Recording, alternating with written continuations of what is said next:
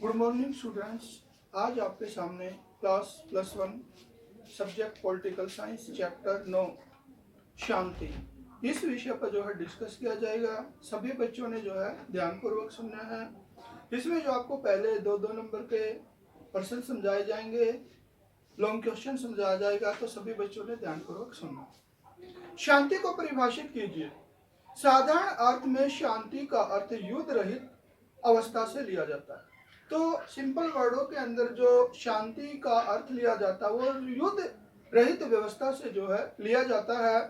इस तरह युद्ध या किसी अप्रिय स्थिति की आशंका को शांति नहीं कहा जा सकता। यानी युद्ध की आशंका की स्थिति को जो है शांति नहीं कहा जा सकता।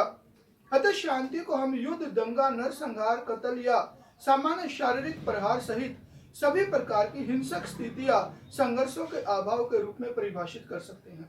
यानी हम शांति उस अवस्था को कह सकते हैं जिसमें किसी प्रकार का कोई युद्ध की स्थिति न हो, युद्ध न हो, दंगा न हो, नरसंहार न हो, कत्ल इत्यादि न हो, या जो है शारीरिक प्रहार इत्यादि, ये सारी अवस्था अगर नहीं होती है तो ऐसी स्थिति को जो है शांति का नाम दिया जाता है। शांति स्थापना हेतु राष्ट्रों के बीच अपनाई जाने वाली किन्हीं दो नीतियों का उल्लेख कीजिए। यानी कि शांति की व्यवस्था को अपनाने के लिए या शांति को स्थापित करने के लिए कौन सी दो नीतियां अपनाई जाती हैं।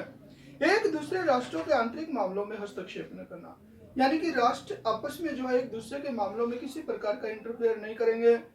राष्ट्रों के बीच शांतिपूर्ण सहअस्तित्व की नीति को अपनाना, राष्ट्रों के बीच जो है शांतिपूर्ण भाईचारे की नीति को अपनाना। अगर ये दोनों नीतियां अपना ली जाती है तो किसी भी प्रकार की जो है अशांति होने की संभावना नहीं होती है। ऐसी दो स्थितियों का उल्लेख कीजिए जिनमें युद्ध की आवश्यकता होती है। तो युद्ध की आवश्यकता के लिए जो कौन सी परिस्थितियां जो है बनती है जिससे युद्ध करना आवश्यक हो जाता है। राज्य की सुरक्षा के लिए, अपने देश की सुरक्षा के लिए, राज्य की सुरक्षा के लिए युद्ध जो है जरूरी हो जाता है। राज्यों के मध्य शांतिपूर्ण वार्ता विफल होने पर, मान लीजिए कि युद्ध चल रहा है और जो है समझौते के लिए बातचीत हो रही है और वो जब समझौता विफल हो जाता है, असफल हो जाता है, तो ऐसी स्थिति में युद्ध जो है जरूरी हो जाता है।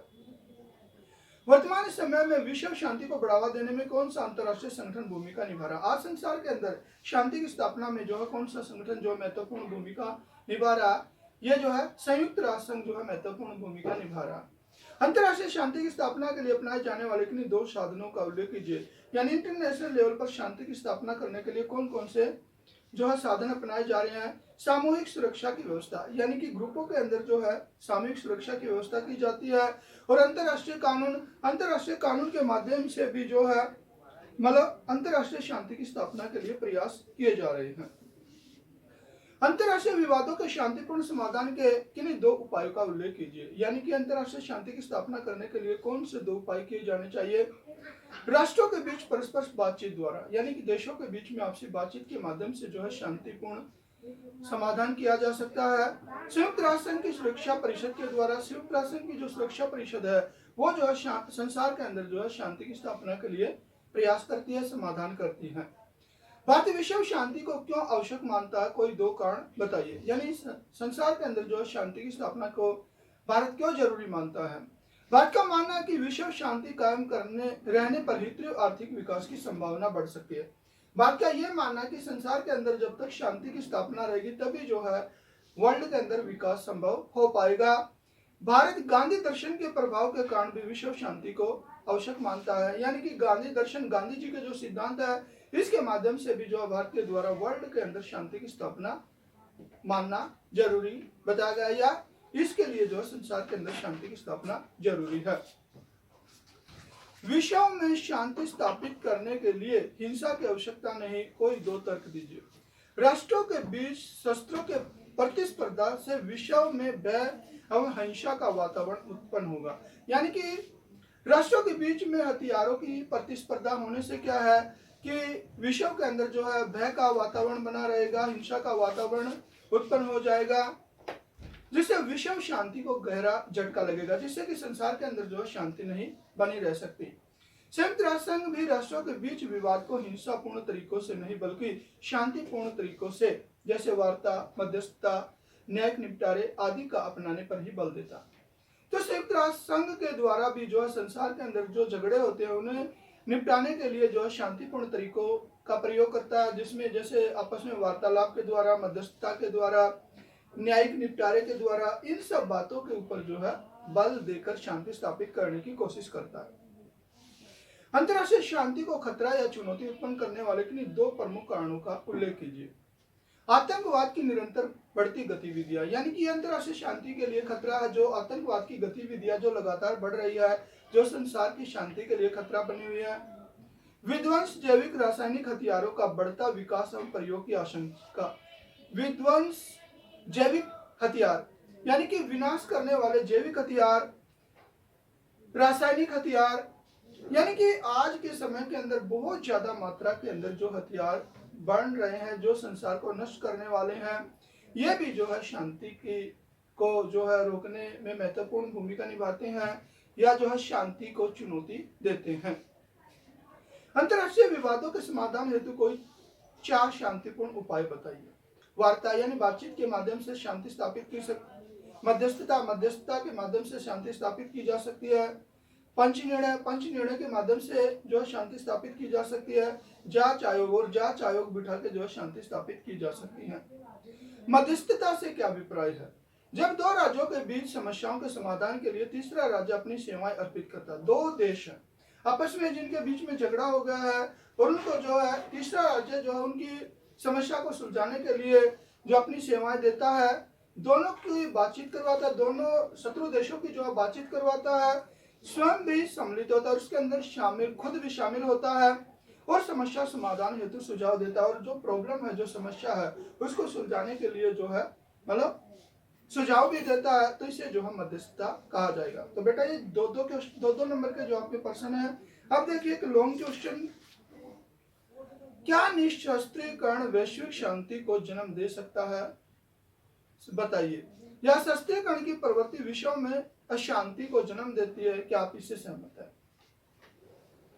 द्वितीय विश्व युद्ध के विजय घोष के रूप में अमेरिका द्वारा हिरोशिमा और नागासाकी नगरों के ऊपर किए गए परमाणु शस्त्रों के प्रयोग के पश्चात जिस तरह से शक्तिशाली राष्ट्रों के बीच शस्त्रों की होड़ के परिणाम स्वरूप शस्त्रीकरण की अवधारणा को जो मेल मिला है, उसके पश्चात यह एक विचारणीय एवं चिंतनीय विषय उभर कर सामने आया है कि क्या शस्त्रीकरण की मध्यस्थता से अंतर्राष्ट्रीय शांति और सुरक्षा को कायम बनाए रखा जा सकता है। जैसा कि आप सभी जानते हैं कि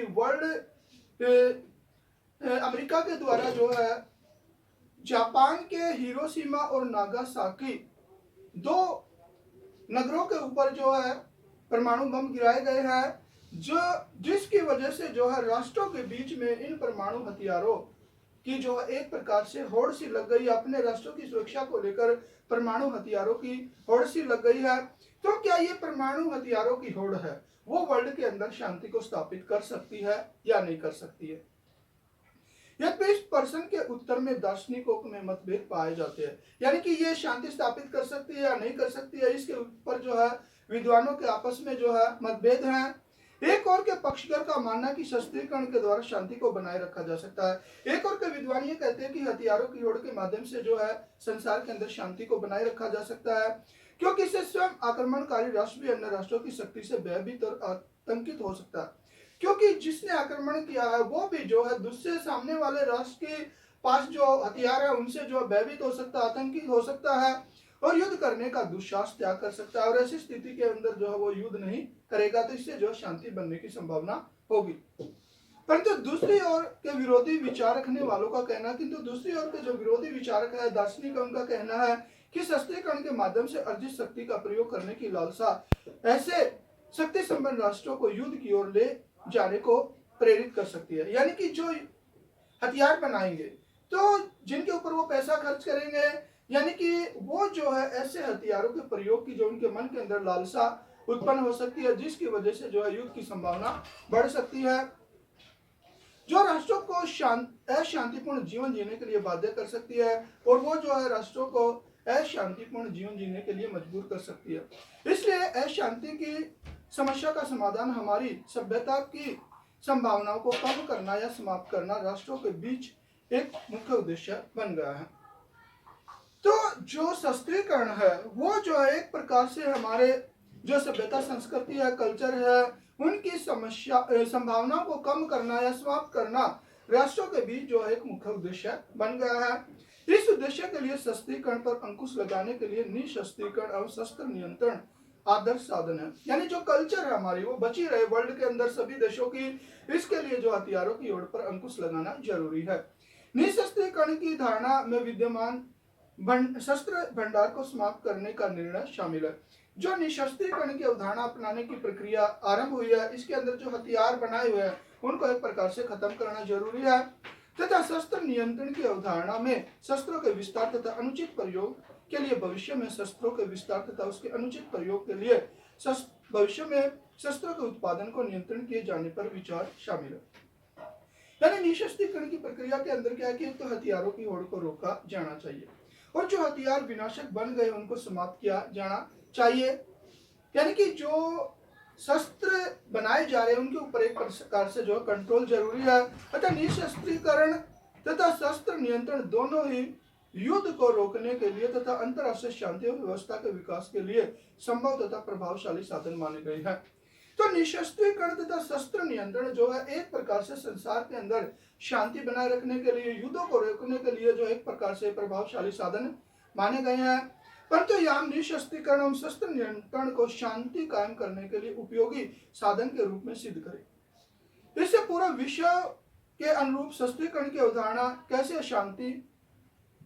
शस्त्रीकरण की अवधारणा से कैसे अशांति होगी, यानी कि हथियारों की होड़ से किस प्रकार से जो है अशांति उत्पन्न होगी, हम निम्नलिखित तर्कों के माध्यम से जो स्पष्ट करेंगे। यानी कि हम ये बताएंगे आपको कि शस्त्रों की दौड़ से जो संसार के अंदर किस प्रकार से जो है अशांति उत्पन्न होने की संभावना होगी। शस्त्रीकरण युद्ध की ओर ले जाता है, तो पहला पॉइंट है जिसकी वजह से युद्ध होता है, यानी हथियारों की ओर जो है युद्ध को न्योता देती है। शस्त्रीकरण की अवधारणा राष्ट्रों को शस्त्रों की ओर की ओर ले जाती है, यानी कि हथियारों की ओर जो हर एक देश को जो हथियारों की ओर की तरफ ले जाएगी, शस्त्रीकरण की ओर ले जाएगी तथा शस्त्रों की ओर उन्हें युद्ध की ओर अग्रसर करती है और हथियारों की ओर जो है देशों को युद्ध की ओर ले जाती है। अतः स्पष्ट है कि सशस्त्र युद्ध का कारण बनते हैं। इससे साफ जाहिर होता है कि जो हथियारों की ओर है वो युद्ध का कारण बनते हैं, फलस्वरूप अशांति उत्पन्न होगी जिसकी वजह से संसार के अंदर अशांति होगी।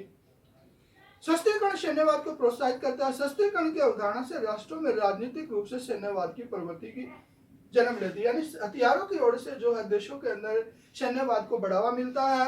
इस सैन्यवाद की प्रवृत्ति में राष्ट्र सुरक्षा की भावना पैदा करने का प्रयास करते हैं। जो सैन्यकरण की कारण जो है राष्ट्र अपनी सुरक्षा की भावना पैदा करता है, वहां वे अपने अंतिम रूप से हमेशा असुरक्षा की भावना को बढ़ावा देते हैं, जिसकी वजह से हथियारों की ओर से जो है एक तरफ तो वो अपनी सुरक्षा की भावना अपने मन के अंदर बैठाता है, लेकिन इससे जो है सुरक्षा की भावना ही बढ़ती है।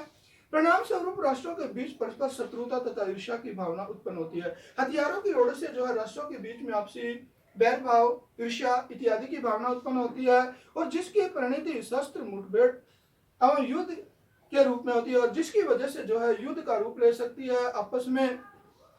ऐसी स्थिति में शांति का कारण बनती है, जिसकी वजह से युद्ध जो है शांति का कारण बनते हैं।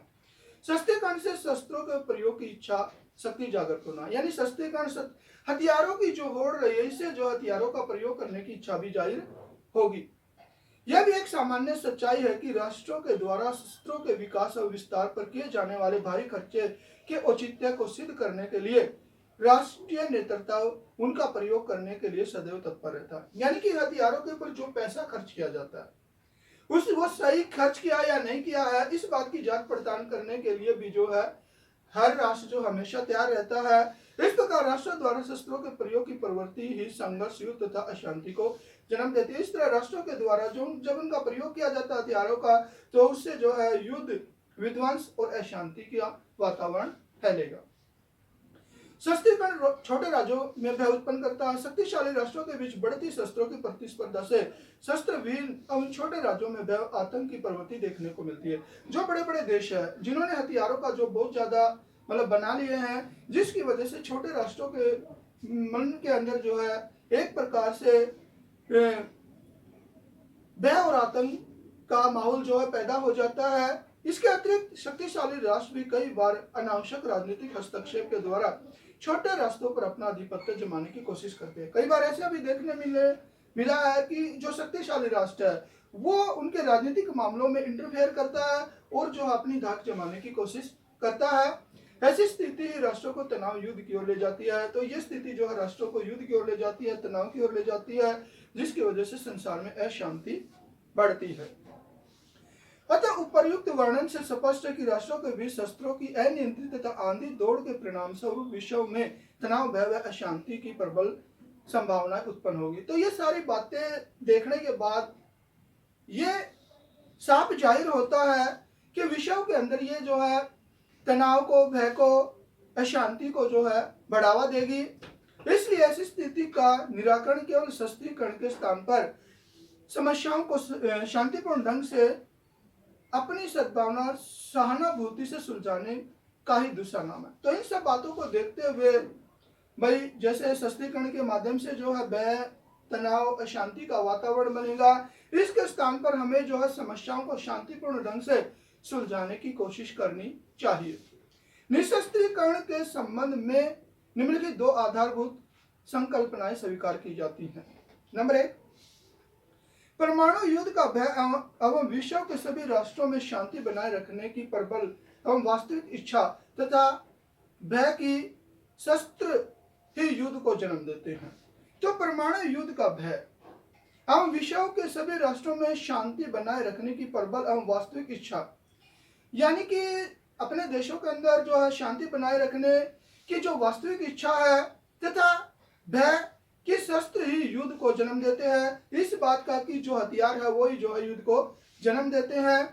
अनियंत्रित शस्त्र संचय के फलस्वरूप अत्यधिक मात्रा में हथियारों की होड़ को मतलब हथियार इकट्ठे करना, अंतर्राष्ट्रीय व्यवस्था में बढ़ता तनाव, जो अंतर्राष्ट्रीय क्षेत्र के अंदर जिसकी वजह से तनाव बढ़ता है, भय बढ़ता है, अस्थिरता तथा इससे मुक्ति पाने की इच्छा। तो जो निशस्त्रीकरण है ये जो है इन सारी चीजों से जो है मुक्ति पाने की इच्छा रखता है। इसके अतिरिक्त आधुनिक आणविक युग में परमाणु शस्त्रों की विध्वंसा पैदा करने की क्षमता भी शस्त्रीकरण की अपेक्षा निशस्त्रीकरण के महत्व की ओर अधिक बढ़ावा देती है। तो आज जो आणविक युग है इसके अंदर जो शस्त्रों की विध्वंसता पैदा करने की क्षमता, यानी संसार के अंदर जो है मतलब ऐसा वातावरण पैदा कर देंगे ये जो आणविक हथियार शस्त्रीकरण की अपेक्षा, यानी हथियारों की होड़ की अपेक्षा जो है निशस्त्रीकरण के महत्व की ओर अधिक ध्यान देता है। यानी कि हथियारों की होड़ को छोड़कर निशस्त्रीकरण की ओर जो है जाना चाहिए, इस बात को बताता है।